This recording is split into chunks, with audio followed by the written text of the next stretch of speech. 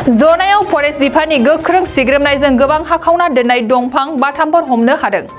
दंफां सिखावनि हेंथायै जनाय आनसलिक फरेस्ट बिफान आरो पबा अरनबारि फरेस्ट बिफान जथायै सिग्रोमनायाव बे हाबाया जाफुंसारदों। मख'जाथावदि जनाय ओनसोलनि पबा अरनबारिनिफ्राय सानफ्रोमबो फिसा गिदिर दंफां दानफायनानै फानखुमानायखौ खौरां बिजोङाव फोसावजाबाय थादोंब्लाबो जनाय फरेस्ट बिफाना जेबो खोमा सुवाखैमोन।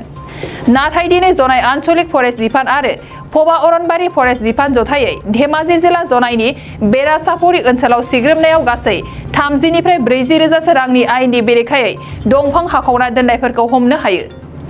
बेजों लोगोसेनो फरेस्ट बिफाना दंफां सिखावनि हेंथायै सिग्रोमनाया सोलिबाय थागोन होननानै खौरांगिरिनि सिगाङाव फोरमायो।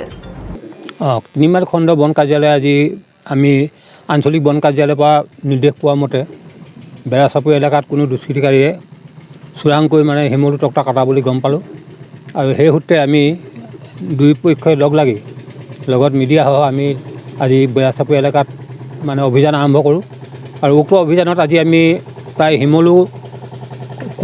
শিমলু তক্তা আৰু বাটামসহ মুঠ 45 পিচ কাঠ আমি জব্দ কৰিবলৈ সক্ষম হওঁ আৰু এই সক্ষম হোৱাৰ লগে লগে আমি দুষ্কৃতিকাৰীক ধৰিবলৈ চেষ্টা কৰিছিলোঁ, কিন্তু তেওঁলোক আমাক দেখি পলাই যায় আৰু ভৱিষ্যতে আমি তেওঁলোকক ধৰিবৰ কাৰণে চেষ্টা কৰিম আৰু আগন্তুক দিনত যাতে এনে কাৰ্য আৰু নহয় তাৰ বাবে আমি কঠোৰ স্থিতি গ্ৰহণ কৰিম।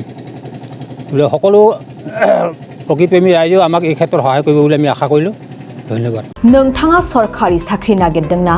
नोंथांनि थाखाय मोनसे गोजोनथाव खौरां। नोंथांनि थाखाय दं एडुकेट पइन्ट, जेराव नोंथाङा सोलोंथाइ लानायनि गेजेरजों सरखारि साख्रिनि गुबुन गुबुन रोखोमनि गोब्राब आनजादफोरखौ उथ्रिसारनो हागोन आरो गावनि आथिङाव गसंथानो हागोन। बे एडुकेट पइन्टआव नोंथांमोना SSC, bank PO, bank clerk, bank SO, UPSC, FSC, defence, railway, state insurance, AAO, ADO एसिस्टेन्टजों लोगोसे स्टेट लेभेल जब आरो माखासे सरखारि साख्रिनि आनजादाव गोनांथि जानाय आयदाफोराव सोलोंथाइ लानो हागोन। मख'नो गोनांदि बे सोलोंसालियाव साख्रिनिल' नङा, बेयाव MBA आरो सैनिक स्कुल बायदियाव एडमिशननि थाखाय एन्ट्रेन्स होनो थाखायबो सोलोंथाइ लानो हागोन। बे सोलोंसालियाव गाहाम थाखो खथानि सुबिदा दं आरो सम मथे नोंथांनि सोलोंथाइखौ बे सोलोंसालियाव होनाय जागोन।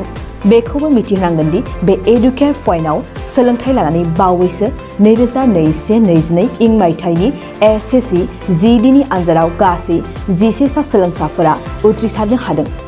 बारा नङा, गासै 15,000 रांजोंनो नोंथाङा बे सोलोंसालियाव 6 दानसिम सोलोंथाइखौ लानो हागोन। बे सोलोंसालिया क'क्राझार, बरपेटा र'ड, गवालपारा आरो बङाइगावआवबो दं। क'क्राझाराव सोलोंथाइ लानो गोसो गुदुं जानाय सुबुंफोरा 700-226-133 9101-536360 700-226-133 9101536360